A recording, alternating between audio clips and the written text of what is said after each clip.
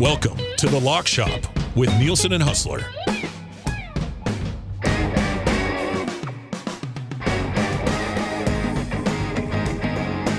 What is happening? Welcome to the Lock Shop, February 26th. My name is Jay Milne, filling in this week for Dusty, who is still away on his Mexican siesta, vacay. I'm not sure what to call it. They're all down there, him and all the nasties, so I hope they're having fun. I feel bad for them, though. They had to stay up rather late to watch an Oilers team unravel again late in the game. But I'm sure they had some libations that helped ease the pain. Thank you for listening. If you are watching us on YouTube, we appreciate it. Feel free to hop in the nasty chat. That is the chat screen on the right side. Let me know how you're feeling. There's a lot of anger, I get the sense, from Oilers fans. And I want to hear it. What's grinding your gears the most today? Hit us up in the nasty chat. And while you're at it, throw in a thumbs up. That helps us spread the good word of EST. If you would like to text us, please do at 780-218-9999. A reminder, you can also listen to us at edmontonsportstalk.com, iHeart and TuneIn apps, and YouTube, the YouTube, and Justice for Lock Shop. A reminder that Edmonton Sports Talk, all of Edmonton Sports Talk, is presented by Play Alberta. Why limit your choices when you can have it all? Play Alberta is your go-to app for casino games, sports betting, and lottery, all in one place. With easy access to real money games, you can enjoy everything Alberta has to offer right at your fingertips. Download Play Alberta now and start playing today. All right, the Oilers lose 6-5 in Anaheim. Game one of this crucial 3-game road trip on the West Coast. This is the way I would summarize last night's game. I think last night's game is a very honest microcosm of this entire season for the Oilers. Inconsistent, sometimes good, sometimes bad, poor defensively, and allowing too many goals. I mean, does that not summarize this team? The Oilers can score. The Oilers are putting up goals. They are currently fourth in the NHL in goals for at 3.44 per game. That's elite goal scoring. That is top-notch goal scoring. The problem is that they're 26th in goals allowed. And last night showed how vulnerable the goaltending has been, how vulnerable this team is defensively. So that's why I say this is a perfect microcosm of this entire season, if you're an Oilers fan. We're going to bring Huss in right away from WST. Hernan, what was the scuttlebutt this morning on the morning show? Was there a lot of rage, a lot of anger? Oh, yeah. A lot of people now regretting the Skinner trade. Oh, not so really? much, That's not come so much on. Skinner going, but who they got in return. A lot of heat Okay. on Darnell Nurse, Jake Wallman, who were on the ice for 4 goals against. That can't happen. And they still played top 2-3 minutes on the Edmonton Oilers, which is ridiculous. Like you said, man, they can't defend. Look at that last goal. 5 guys staring at the puck. Darnell Nurse loses the puck with no one on him. And then he's the high guy in the zone when the pass comes across the cutter goalie. He's the high guy. Just complete chaos. At this point, I think they'll be on a playoff team because it's bad on this side. Like, Right. A lot of teams are falling off. Realistically, there's probably 2 teams in the running for the final that are outside looking in right now. So at the end of the day, I think the Oilers will make it based on that. But it's after everything we heard from Knobloch heading into the Olympic break that they were gonna change. They had to look at a lot of stuff. Draisaitl coming back, doubling down, saying we all got to be better. Just everybody saying the right things. And you come out and you give up 6 goals and lose that game when you had two goal leads. It's just, and again, like you said, the big boys, the Oilers score because of the big boys. Yep. They also lose because of the big boys because none of them can defend. Yep. Did you see Leon Draisaitl sitting on his backhand? Draisaitl's line was on for 3 goals a game. In front of the net on that. Yeah. Like he was trying to bat it out of the, like, grab a guy. Just take the guy. Look around. It is funny because on our show, the Reed Wilkins Show from 3 to 6 every day, every weekday, that is, Reed has a clip he'll often play of just meow, yeah, meow, meow. And what it is talking about is, yeah, you can say all the things you want. You can meow all you want, but actions speak louder than words. Yes. And that's what the hope was last night, is saying, okay, Leon sent them into the Olympic break with a rah-rah, get your bleep together. And then he doubled down on it when he got back, and in Anaheim on the first morning skate, he said, I meant what I said. Connor McDavid says, yeah, he's right. Hoorah! And then you do that. And you lay an egg, and you look like the exact same team. Yeah. Oh, and Paul Coffey, too, behind the bench. Oh, wow. The defense whisperer. It didn't help last night. Yeah, it didn't help last night. He's probably scratching his head thinking, what the hell did I just get myself into? And you know Huss is our boy, but I have more faith in the Jets right now than I do the Oilers. Hey, baby. Big win yesterday for the Jets. Big win for the Jets, and they will be cheering for the Oilers tonight as they take on the Kings, another team that the Jets are hunting. Let's bring in the big man. Let's bring in Hustler. Hustler, you must be feeling, even though it was a late night, because, heaven forbid, a West Coast game goes into overtime. How are your levels, Huss? The levels are good. I was fired up to just move past the Olympics last night. Yeah. I went down to my my local at 6, watched the Buffalo game, watched the Leafs Tampa, rolled into the Jet game, and I did, once that was concluded, see the majority of the third period of the Oiler game, and I understand the concern and angst amongst the nasties today in that game. I mean, listen, I know you guys have talked about this endlessly for a couple of seasons, but you got to mix in a save here or there. And I hate to say it, and I was a little skeptical about that deal when it happened.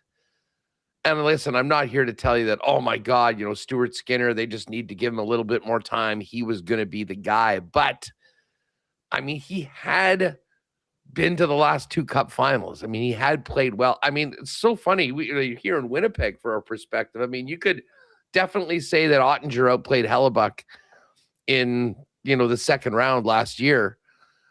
Stuart Skinner's gone up on Ottinger twice, in their series, the last 2. Wow. No, I think he needed a change of scenery. I think it's worked out well for him.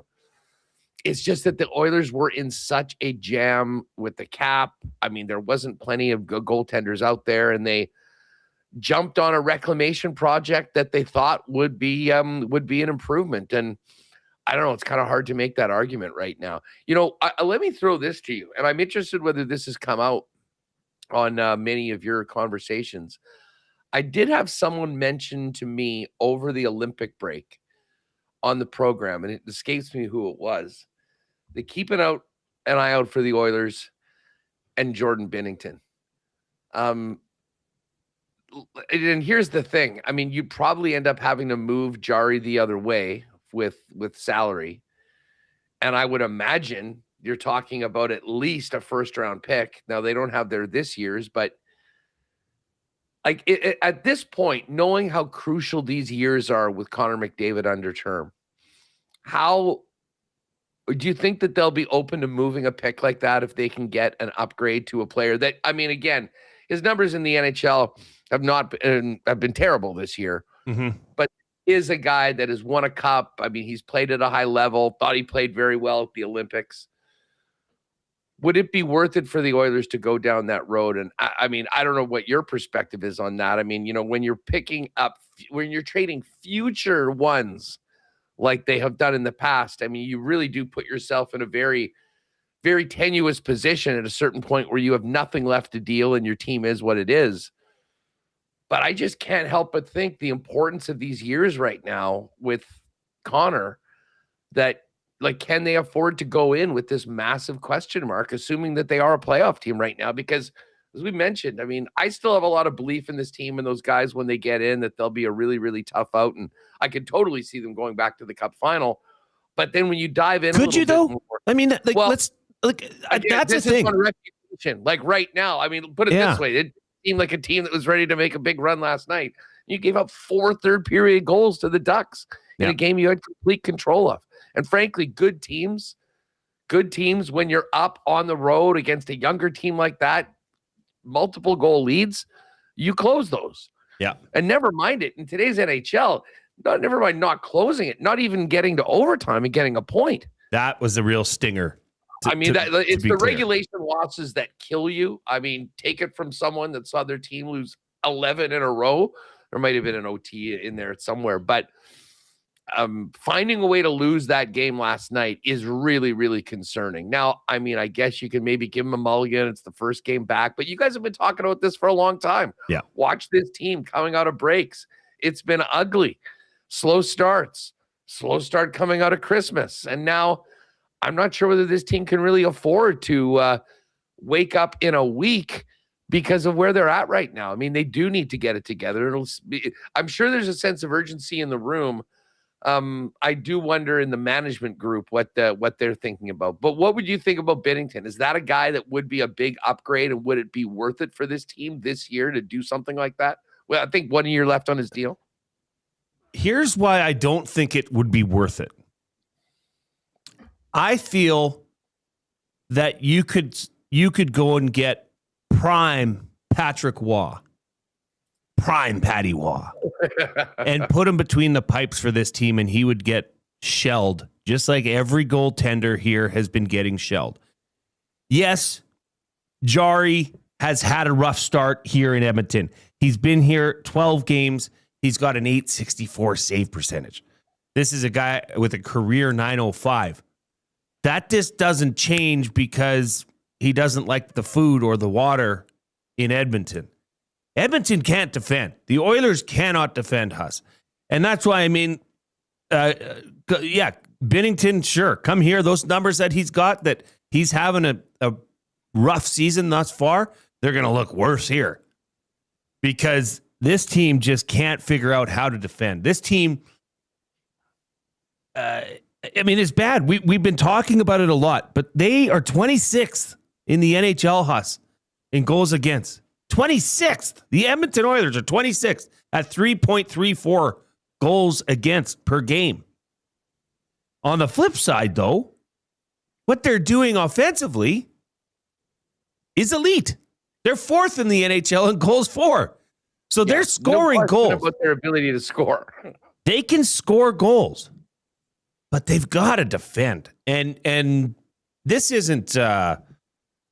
This has been going on for a couple years, Huss. Like this has been a criticism of this team for a long time. Is their inability to simplify in their own end, simplify and play defense first, then good things will happen offensively. It just, I don't know who, like maybe they need a hypnotist to come in. Maybe they need one of these fancy hypnotists from Vegas to come in, or Dr. O's, or do some magic tricks for them. I don't know, but it's just, this is the same ball that's being kicked down the road season after season. And now last night just shows that. And the inconsistency of this team this year really showed itself last night. Now, I will say this. Well, first, to kind of put a pin in, well, maybe not a pin. We're not necessarily done talking about it, but thank God Connor Ingram's here. Because that is a faint light in the distance for Oilers faithful to say, well, we got him. That's the guy. And that was an acquisition that was made. It was ho-hum at the time. But when he's been up in Edmonton playing for the Oilers, he's looked pretty darn good. When he went in last night, and that's another thing too, and we'll get to Knobloch and that reaction and that pull of Tristan Jarry after the 5th goal was scored. Uncharacteristic, but we'll get into that. He looked more comfortable. He looked calm in the net, which he has pretty much for the large majority of his playing time here at Edmonton. So that is an avenue that a lot of Oilers fans thought Connor Ingram probably deserved that start last night. However, in professional sports, it's not always a good look when you have a $5 million and change valued goaltender sitting in the bench. So I could understand maybe there was pressure from management to say Jari gets the chance first. I mean, this was going to be a back-to-back anyways, but I think Ingram and net calms this team down. So that's a bit of a saving grace, I think, for Oilers fans anyways. But not all was bad last night. I mean, Utah, Seattle, and LA, they all lost as well. So it could have been really bad for Edmonton, but that does soften the blow a bit. Anaheim and the Oilers have flipped positions.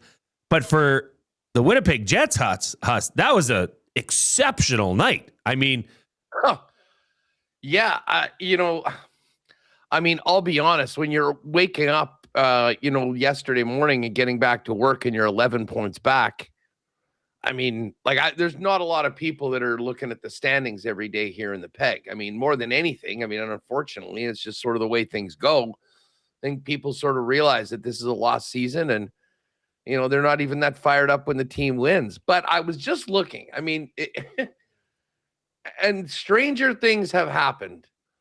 They come out of the gate with a win yesterday. They've got Anaheim on Friday, San Jose on Sunday on the road, and then they come back for an 8-game homestand with games against Chicago, Vancouver, the Ducks, the Blues, the Predators, the Rangers. There are 2 big boy games there with the Tampa Bay Lightning coming in and the Colorado Avalanche. But there is a path that you could see this team getting hot. I mean, we'll see what Hellebuck's like coming back after being, Superman for Team USA. He'll get the start tomorrow, I would assume, in Anaheim. And the one thing I'll say from, as much as, it's easy for me to sit here and say, wow, the team's toast. They got a 5% chance of making the playoffs or whatever it is. And you look at, the roster, obviously they're banged up on defense right now with no Neil Pionk or no Josh Morrissey. But the forwards are there. You'll see some moves. And I think after some moves are made and you bring in a younger guy or two, there might actually even be more juice in the lineup. Mm-hmm. So, I mean, we'll see. There's 5 games before the trade deadline. These 2 on the road and then Tuesday and Thursday against the Tampa Bay Lightning.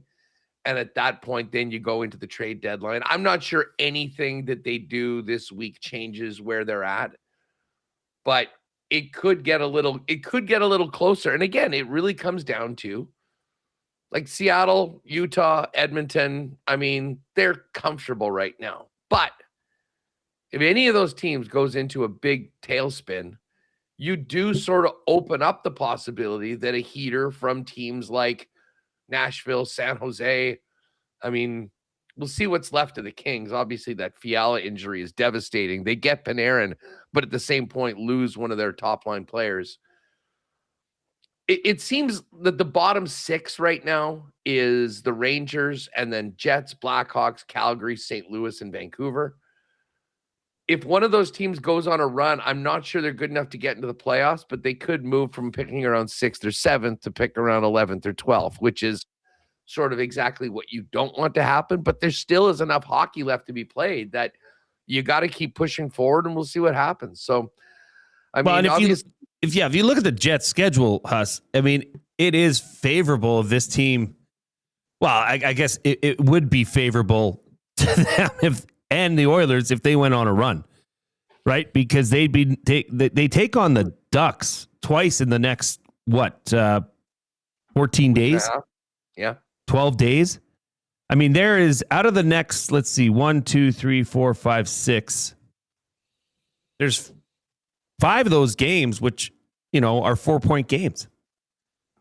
So, I mean, if the Jets can get hot, Huss, this, what was 11 points, now 9 points, could be into 5, 6 points, no problem.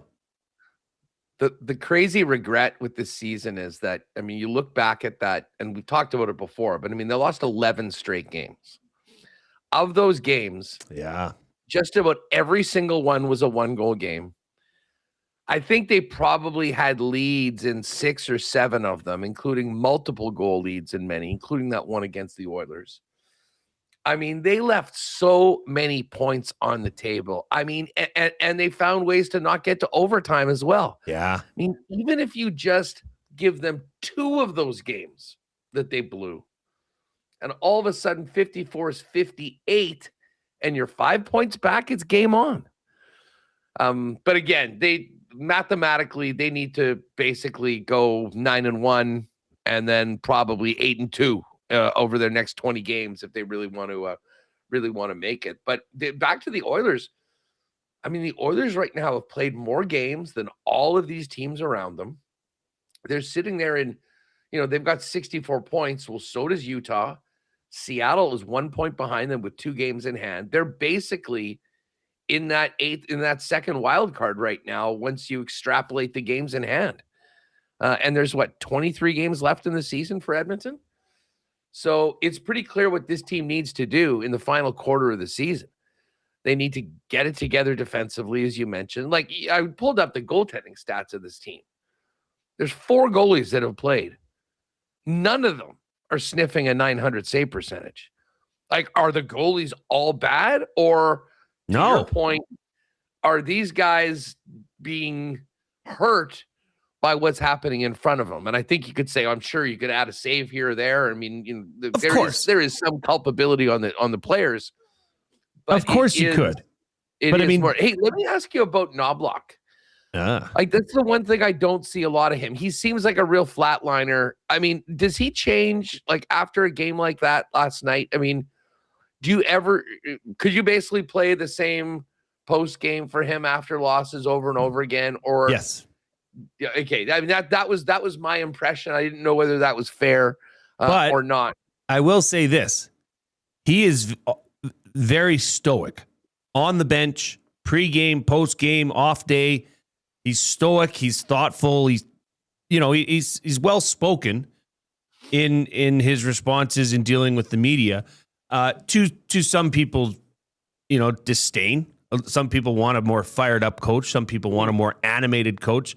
I've grown to like it and appreciate it because I think inside the locker room, what most people can't hear, I think, is a different side. But I will say this. Last night on the broadcast, you could see Knobloch MFing the referee after he called a slashing penalty. I don't know that I've seen that, I don't know that I've seen him yelling at a ref. Even when there's been something controversial, he still has that, stoic state where he's calm and composed. I don't know that I've seen that. Secondly, I mean, to pull Jari in the third period after that 5th goal was given up, I kind of, it was a, it made me pause kind of moment, because if that was something that maybe management stepped in and said, hey, we want Tristan Jarry to be the goaltender for this team, the number 1 goaltender. And if so, was that Knobloch saying, well, F you too, because my feet are to the fire. Chris Knobloch's feet are absolutely to the fire. You can say, yes, but Jay, they just extended him 3 years. Yeah. But do you think a dysfunctional organization as it is right now really cares about that? Do they care? Here's a question I'll ask you, Huss. And Nasties, chime in. Hit us up on YouTube in the Nasty chat. Hit us up in the inbox, 780-218-9999. If the Oilers go 0-3 on this little Western road trip, they finish off in San Jose Saturday, 2:00. It's a matinee. Is Chris Knobloch the head coach of the Edmonton Oilers come Monday? Wow. I think the chances still are highly probable, yes. But I will grant you there's a non-zero chance That's a good way of looking at it, because you would say, well, of course not. Jay, this would look silly on the management because they signed him to an extension. They like Chris Knobloch. But I'm just saying, this team, this organization is functioning highly dysfunctional lately. And there's been some things that are going on that I just don't know who's pulling all the strings, which would say, yeah, maybe it's not a 0% chance, which is crazy to think about. It is. I mean, especially when you think about the money that would have to pay it out. But there's so much riding on this season, this team, and this window right now. Like, the Edmonton Oilers, more than any team in the league, cannot afford to waste seasons and waste chances with the best player in the world in his prime and another guy that is top 5 in the world riding with him. And it's pretty clear. I mean, there's some things internally that they need to do, buy in to, get them the right play. And I mean, honestly, look at what Bones has done in Columbus. I mean, he's the fixer. He's gone in, he's got them to buy in, to play a certain way. They're getting some success and they're feeding off that. Well, they're in action tonight. We'll get to that in a minute. With Edmonton, it seems like it's there sometimes, other times it's not. And they can also get pretty deflated by when things get going in the wrong way into their own net.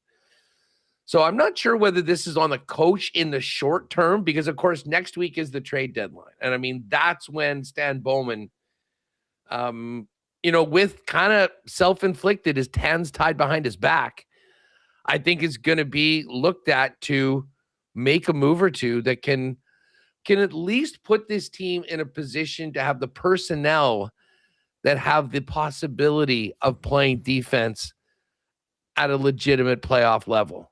And I think there's a bunch of players in that room that have done it before that just, for whatever reason, and maybe it's an overreaction for the first game coming out of the break, but they are where they are. And where they are is in a pretty precarious situation. And to your point, I mean, and to Hernan's point, if the teams behind them, like the Jets, had their act together a little earlier and had put themselves a little closer to the line, I think the stress would be a lot greater around Edmonton right now. But I think they got to figure it out. The GM has a week or whatever, 8 days to see if they can do some things to really help on the ice. And then at that point, I mean, if you keep struggling and you're on the verge of missing the playoffs, then the bullseye goes on the coach. And listen, we have seen teams like New Jersey in the past. I mean, Lou Lamoriello was famous for it, firing the coach with 9 games left in the season, 5 games left in the season, and then getting behind the bench himself.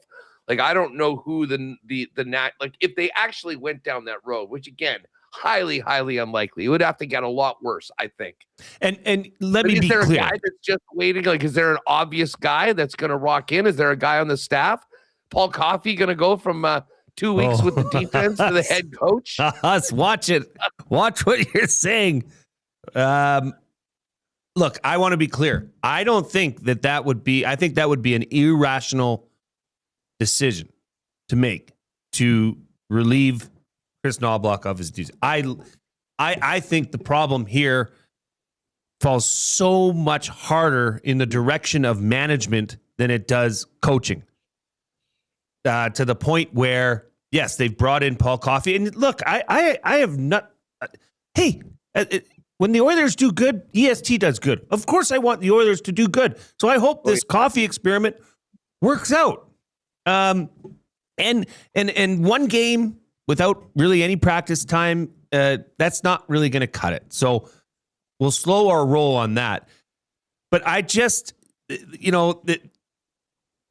I'm just, I guess, worried that something like this could blow up really fast. Because if the Oilers go 0-3 on this road trip, okay, so they've got LA tonight. Where are we here? So LA would then, well, it depends what happens also. But LA's going to be still fighting for that wild card. And then they've got San Jose. So, it would be another 2 teams that are inching very close to Edmonton, while Edmonton is no longer gaining on Anaheim or Vegas. I mean, Vegas, I think catching Vegas is out of the question at this point. But yeah, huge road trip for the Oilers. We talked about it a lot yesterday. And I guess, Huss, what I know the sense of overreaction is stenching up the room quite a bit.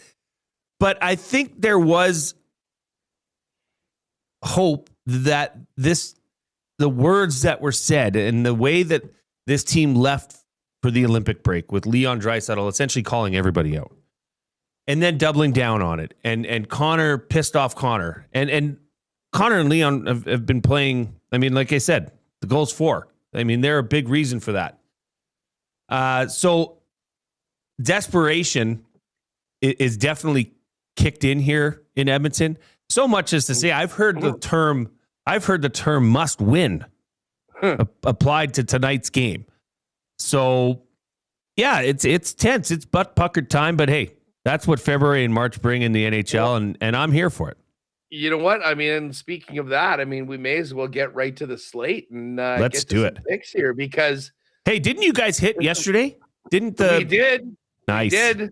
Shout out to Matty Owanek. We had that. That was the beautiful thing. I sat down. We had the Buffalo game on one TV. We had the Leafs Tampa on another, and then we had the Philly Washington on the other one. And I was more just kind of paying attention to the score on that one, watching those two. But Buffalo keeps on rolling. What a great story they are. You called it. Yep. And then the Caps get it done. So, but the crazy thing right now is we look at the slate for tonight. I mean, there's another 11, 12 games tonight. Yeah. A bunch of the teams. I mean, this schedule. Exciting games. Like, kudos to the schedule maker coming out of the Olympic break because they've put together some awesome matchups. Well, and you know what? I mean, we've obviously this Oiler Kings game is interesting in that the Kings lost to half of the Henderson Silver Knights last night. I mean, 5 Golden Knights didn't play, and they still get the win. I'm interested to see how Kings go forward from here, you know, with the loss of Fiala. We'll see. Panarin actually looked quite good. He was in on a couple of the goals. But again, you need to keep him out. This one I'm seeing is basically a pick'em. Oilers at Kings, both teams having played last night. Yeah, it's a pick'em. We got a great one tonight with the Wild and the Avalanche. And you know, I'm fascinated to see. You know, we talked a lot about Connor McDavid and where his head's at coming out of it. Yeah. I mean, McKinnon, Taves, Makar, they've been on a mission all year. They sort of let the foot off the gas heading into the Olympic break. How are we going to see them coming out of it? And I think the Wild with Bill Guerin, he's a really interesting guy to talk about as we get towards the break. But sure. Why don't you just go get over to the PA odds if you can? I just want to see if I'm sort of looking at the same sort of thing. Why don't you just give us a rundown of where we're at tonight with the odds, and then we can pick in. By the way, I know Duck Dad's there and the rest of the fellas. If we're just talking money line plays tonight, give us your favorite money line NHL plays tonight, and maybe we'll grab one of the ones from the chat to put in with our with a 3-gamer tonight. Where we start? What do you got in this Seabus Boston game? It's close to a pick'em, Huss. I mean, Columbus is -104 on the money line. Boston on the puck line is +187. I don't know what value there. Tampa Bay is +129 on the money line going to Carolina. I mean, that's coming off that was a question mark last night. Was how are they going to come out of this? And that was a convincing win. Cooper's still gone. I believe so. It was a really convincing win. I'll tell you this. I mean, I know that the final score really flattered the Leafs. Yeah, I agree. Like the Leafs had 2 goals. Like the first star for the Leafs was the goalie, was the challenge, the video coach. Now they were relatively easy calls, I think, for the refs once there. But the Lightning scored twice before actually getting a goal that counted. And then, they sort of rolled after that. They were up 3-0. The Leafs got a couple in the third period of 4-2, but that game wasn't really close. And Mr. Matthews wasn't particularly visible. Let me ask you this, and I'll put this to the chat as well. Is this a loser leaves town match tonight between the Leafs and the Panthers? Both of those teams had long odds to make the playoffs going into the resumption of play. The Leafs just lost in regulation last night. I would suggest that if Toronto does not win this game tonight, it's not officially over for them. But again, 0 points in 2 games as they continue to diminish down the road. I mean, that puts them in a really, really bad situation when we're talking about the playoffs right now. I mean, they're 6 back of the wild card right now, and they've played one more game than the Boston Bruins. Detroit's 9 up on them in the other one. You got Buffalo and Montreal, both 9 up. And again, they've played less games than the Toronto Maple Leafs, or even games. So this is a huge one. I'm going to probably be fading the Panthers quite a bit down this next little bit, because I think they realize that they're probably not making the playoffs. And it's something very key. The pick that they traded to Chicago in the Seth Jones deal is top 10 protected. So if they finish in the top 10, they will get to keep their pick. And I think for Florida and Bill Zito, I mean, if there's anyone that's got more juice with the fans and, can kind of, look to a bunch of reasons, namely Barkov being gone and all the hockey they played the last couple of years, that's not going to devastate their franchise. And considering how much they've traded away, I think they would love a top 10 pick and then shift that off the next year and start fresh and be one of the top contenders for the cup right out of the gate. So I think there's going to be some advantage going against Florida in these games over the next little while. The question is, tonight, are the Leafs the team coming off a tough loss in Tampa on the second end of back-to-backs to sort of step up and do that? I am not sure. Yeah, I think you're right. I mean, the Leafs are plus 152 on the money line. I mean, that's a spicy number that if we start, if we put together a 3-legger here, that could become quite nice. This comes in from Northside Sandwich Huss. He likes the Red Wings, Canadians, or Blues for a money line pick. Red Wings are plus 134 on PA. I see it right now as plus 133. I also like the Red Wings going to Ottawa. This is an interesting one. Brady Tkachuk first came back after everything. And I know he met the media today and was asked a whole bunch of questions about everything that's been happening for the last couple of days. Oh, yeah. There was that thing saying something about close the northern border. He said he did not say that. There was an AI video that they asked him about, which was a little ridiculous. It was very clearly not real. He's answering questions about that. But is there a guy under more heat or more pressure to step up for his team coming back after the Olympics than Brady? I mean, the Sens got to make some ground if they want to be a playoff team. Very clearly the goal right out of the gate for this team to get back and be part of the postseason dance. And he comes back to the capital of Canada after all of this. I mean, all eyes on Brady Tkachuk. And I mean, I think if he goes out and plays his ass off and they win, a lot of that will be quieted. But man, if they come out slow, if they have a game like the Oilers have last night where they're disjointed and they give up a bunch of goals, the critics are going to be louder and louder for him. So I think there's a lot of pressure for him. The Wings are in a really good spot. They've got Larkin coming back. They've had quite a few. I mean, they're big guys like on the blue line, like Moritz Seider that were playing in the Olympics, but obviously didn't go the distance. So I'll be honest. I was sort of leaning Ottawa going into this game, but to me, this is sort of one I want to see both of these teams before we before we kind of get into it. Like, I think I trust Columbus, who obviously has Zach Werenski, who's all fired up to get back in the mix. But the way, like, they, like Buffalo, are looking to start this stretch much like they did before, playing every game like it's a playoff game. And, Jeremy Swayman will be back in the net. He obviously didn't have a great Olympics. Charlie McAvoy is probably still hungover from everything that's happened for the last little bit. That's a good point. And I've got some time for Seabus in this game. Marchenko's back as well. Because that's a good parlay number 2, -104 on the money line. We can work with that and get something juiced up here. So okay, let's just go ahead then and put on Columbus onto the money line sheet. Are we gonna? Is there any games that you would say?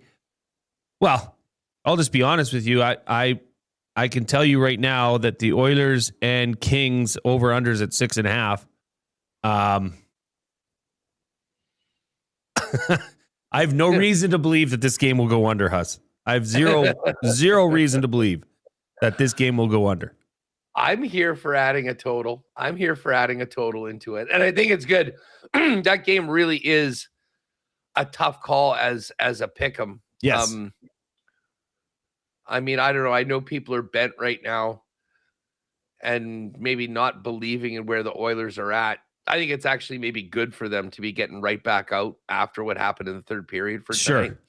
I think if I had to lean either way on a money line side, I would probably go with Edmonton.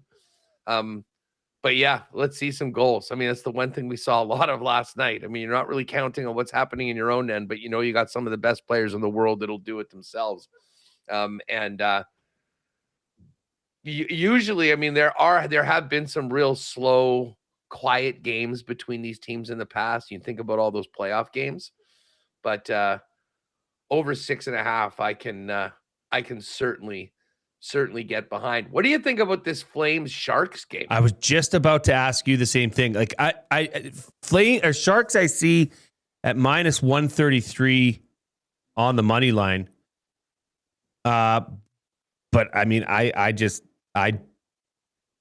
see the Sharks controlling this game. What do you have a different outlook? Like, are you talking maybe going puck line here? No. I mean, Okay. I think I just look at the money line. I mean, I think San Jose coming back.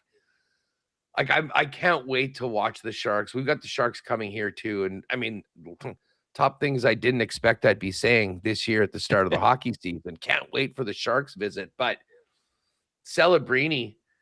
I mean, I think he's got the ability to take his game to a whole nother level after the experience he had playing with McDavid and everything that he did. So, I mean, I think they get a boost. And here's the thing with Calgary. There's a lot of guys on that team that are just basically looking at their phone, waiting for Craig Conroy to call them. Hoping. Yeah. I mean, Kadri has basically said the same thing. Blake Coleman's at the top of those lists right now. So the Sharks, and here's the other thing about San Jose, like, this is a desperate team. They didn't finish well going into the break. They'd lost 4 games in a row. So Correct. I think Prohobsky's going to have them absolutely focused. I think what you can count on from Macklin Celebrini.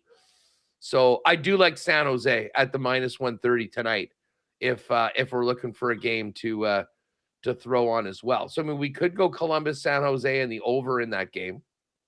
Okay. I like that. This is a fun night to put a couple together and kick back and do a whole lot of scoreboard watching. I'm just putting those in. I mean, we're probably in and around plus 550 when you put those 3 in. A little bit of a boost. You'll be pushing 6-1. Pretty nice.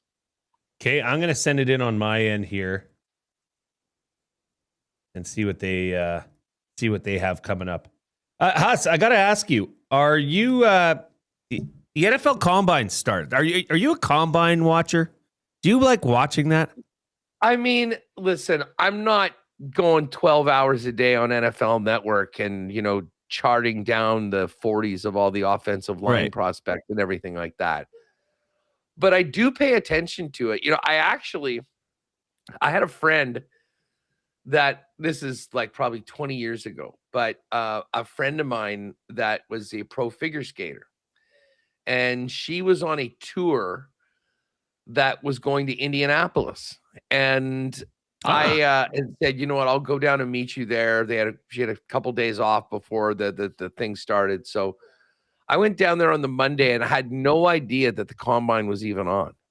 And then we're just at like a mall in the afternoon on like the Tuesday as things are getting going. I'm like, what's Andy Reid doing at Panda Express? What the heck's going on? And then, as the week grew, I mean, it sort of takes over. It's now at a whole nother level. But this year, probably more than others, I'm actually quite keen on it because of, the Chiefs picking in the top 10. Sure. Yep. I saw that Ruben Bain, the killer from Miami, was just measured at 30 7/8 inches wingspan. There hasn't been a defensive lineman at under 31 taking in the first 100 in the last number of years. So, whether they're talking about a quarterback with small hands or measurables, and then there'll be some guy, mark my words, that runs like a 4.2 40 that the Raiders feel that they just have to pick because they love fast guys. Yeah. God bless the Raiders. To me, what's interesting, I mean, I think we all agree Mendoza is going to go number 1 to the Raiders. Even they can't screw that pick up. What happens with the rest of the quarterback class? How early do they get picked? Mm-hmm. And then where the scarcity is right now. I mean, like the Chiefs, I think really need to work on the line of scrimmage, defensive line, edge, getting to the quarterback, and more. But with Eric Bieniemy coming back, I think there is a push to potentially go with Jeremiah Love from Notre Dame as a running back to really sort of reshape that offense. There's a site, and I'll have to throw it out in the chat later on, but you pick the team you want, and then it does a mock draft, including trades.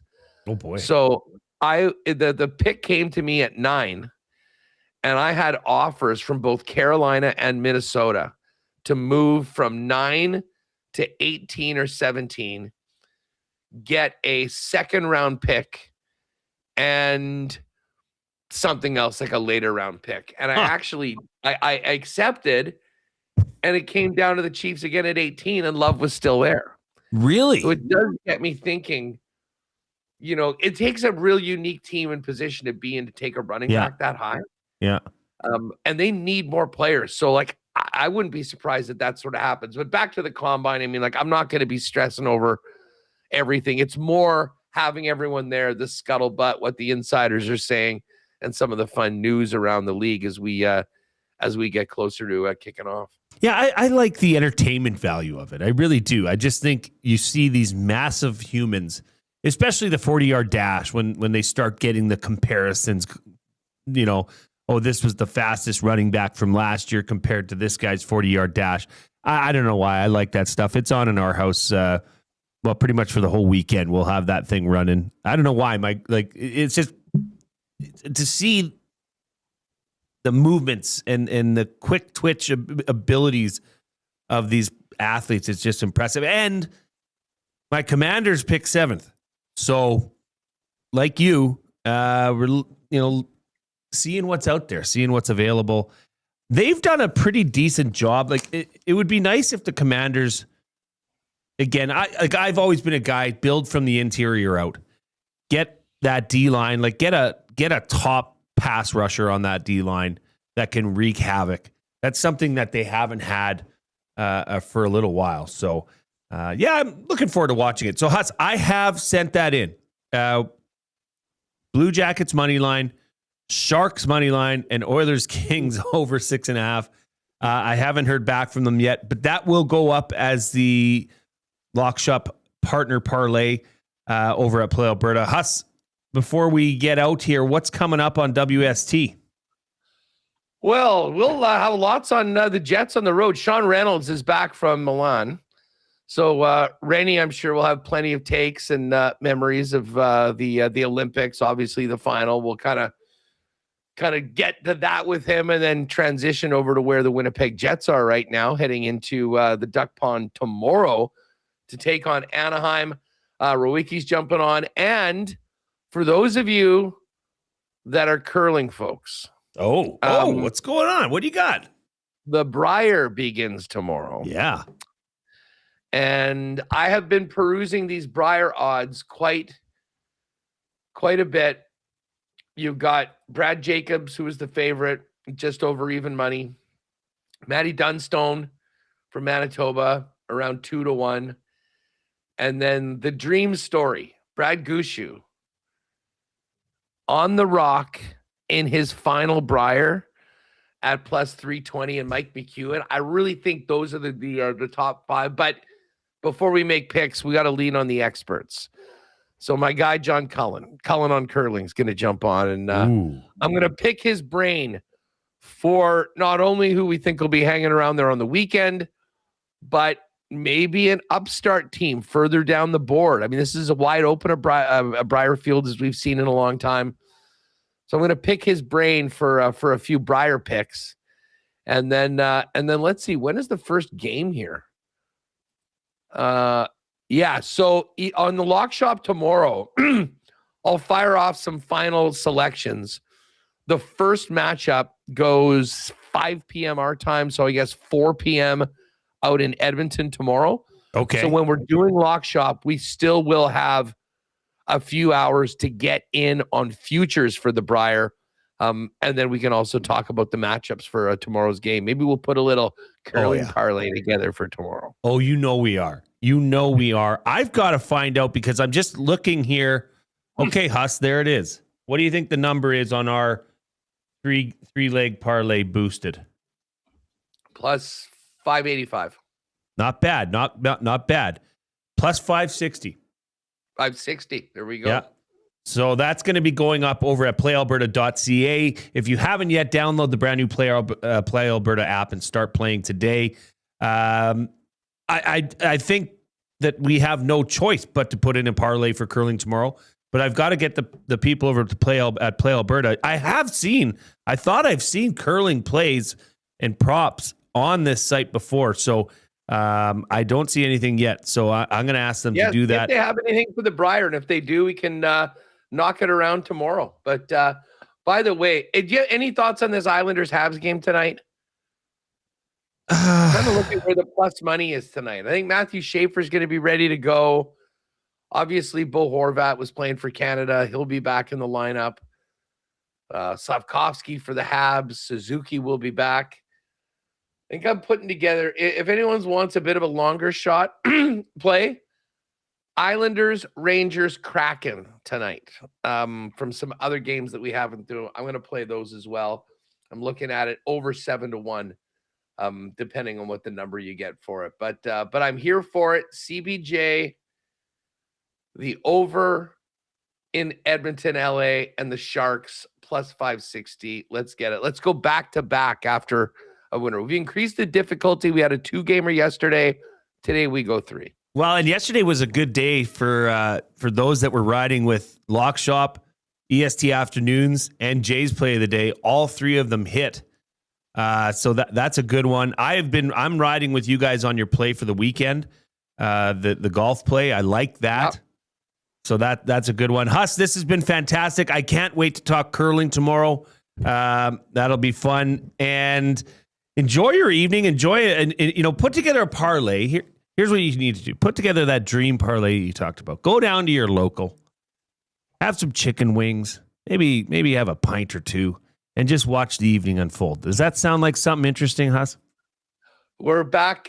We're back to regular business operating. It is kind of nice. It is kind of nice. Oh, it is. And listen, there's so much, like, for guys like us that love hitting all the games, this schedule through the next month is going to be insane. I mean, we're going to have 8, 10, 11 games a night.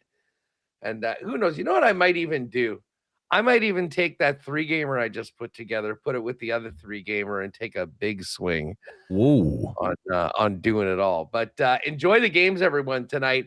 We'll also do a bit of an update on how things are looking over at the Cognizant Classic If you had Nico Echeverria, you're pumped. But Austin Smotherman, not familiar with him, 9 under 62. Those two guys like 4 and 5 shots ahead of the rest of the pack. So we'll stay on top of that. Can't overreact too much after round 1 of a PGA Tour event. But Jay, you have a great rest of the day. Enjoy the show this afternoon. And Nasties. Oh, one more quick thing on the way back. Have we had any status reports of the fellas down in Mexico? We have heard some reports. I've seen some Instagram posts. Sounds like all is well. I think the plan is to try get Dusty or Eric on our show probably tomorrow to get a kind of an update. They booked the sports bar yesterday for the game, so that would have started for them at 10:30. So, I mean, that would have went till, well into the night. But you know what, Huss? I think they would have been okay even probably by the end of the game. Who even knows? Who even cares who won? The fact that they didn't have a show this morning and could get over it. Although I did see Dusty tweeting up a storm. So he, like many on the trip, I'm sure weren't too pleased. But Jay, have a great one. We'll look forward to catching up tomorrow, hitting Briar, and lots more in the NHL. As always, Huss, thanks for joining us. This has been The Lock Shop, presented by Play Alberta. Appreciate you all watching, listening. Stay tuned, though. Coming up next, we've got 2 guys and a goalie. It'll be Hernan, Cass, and Gage. Then we've got EST Afternoons with Matthew Iwanek and Zachary Kubish. And from 3 to 6, myself and Reed. The Reed Wilkins Show will be here. We'll check in from LA. We're going to talk a lot of Oilers, as everybody is. So just everybody chill out. Chill out. There's another game tonight. They can do it, okay? Right, Trev? They can do it. All right, on behalf of Huss and myself, Jay Milne, thank you for tuning in to The Lock Shop. Don't go anywhere.